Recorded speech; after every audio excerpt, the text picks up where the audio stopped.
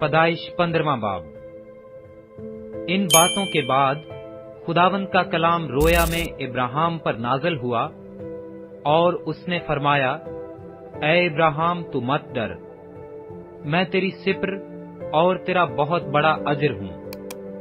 ابراہیم نے کہا، اے خداوند خدا، تو مجھے کیا دے گا؟ کیونکہ میں تو بے اولاد جاتا ہوں، اور میرے گھر کا مختار دمشقی ایزر ہے۔ پھر ابراہیم نے کہا، دیکھ تو نے مجھے کوئی اولاد نہیں دی، اور دیکھ میرا خانہ زاد میرا وارث ہوگا۔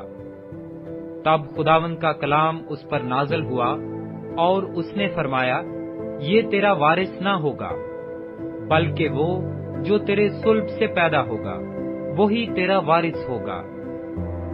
اور وہ اس کو باہر لے گیا اور کہا کہ اب آسمان کی طرف نگاہ کر، اور اگر تو ستاروں کو گن سکتا ہے تو گن۔ اور اس سے کہا کہ تیری اولاد ایسی ہی ہوگی۔ اور وہ خداوند پر ایمان لایا، اور اسے اس نے اس کے حق میں راست بازی شمار کیا۔ اور اس نے اس سے کہا کہ میں خداوند ہوں جو تجھے کسدیوں کے اور سے نکال لایا کہ تجھ کو یہ ملک میراث میں دوں۔ اور اس نے کہا، اے خداوند خدا، میں کیوں کر جانوں کہ میں اس کا وارث ہوں گا؟ اس نے اس سے کہا کہ میرے لیے 3 برس کی ایک بچیا اور 3 برس کی ایک بکری اور 3 برس کا ایک مینڈا اور ایک کمری اور ایک کبوتر کا بچہ لے۔ اس نے ان سبوں کو لیا اور ان کو بیچ سے 2 ٹکڑے کیا، اور ہر ٹکڑے کو اس کے ساتھ کے دوسرے ٹکڑے کے مقابل رکھا، مگر پرندوں کے ٹکڑے نہ کیے۔ تب شکاری پرندے ان ٹکڑوں پر جھپٹنے لگے، پر ابراہیم ان کو ہنکاتا رہا۔ سورج ڈوبتے وقت ابراہیم پر گہری نیند غالب ہوئی، اور دیکھو ایک بڑی ہولناک تاریکی اس پر چھا گئی۔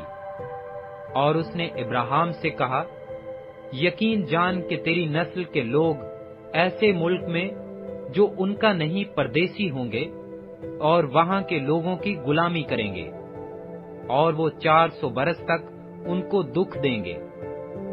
لیکن میں اس قوم کی عدالت کروں گا جس کی وہ غلامی کریں گے، اور بعد میں وہ بڑی دولت لے کر وہاں سے نکل آئیں گے، اور تو صحیح سلامت اپنے باپ دادا سے جا ملے گا، اور نہایت پیری میں دفن ہوگا۔ اور وہ 4تھی پشت میں یہاں لوٹ آئیں گے، کیونکہ اموریوں کے گناہ اب تک پورے نہیں ہوئے۔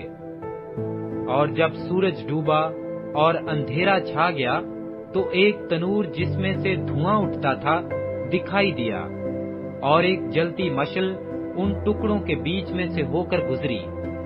اسی روز خداوند نے ابراہیم سے عہد کیا اور فرمایا کہ یہ ملک دریائے مصر سے لے کر اس بڑے دریا یعنی دریائے فرات تک، کینیوں اور کنیزیوں اور کدمونیوں اور ہیتیوں اور فرزوئیوں اور رفائم اور اموریوں اور کنانیوں اور جرجاسیوں اور یبوسیوں سمیت میں نے تیری اولاد کو دے دیا ہے۔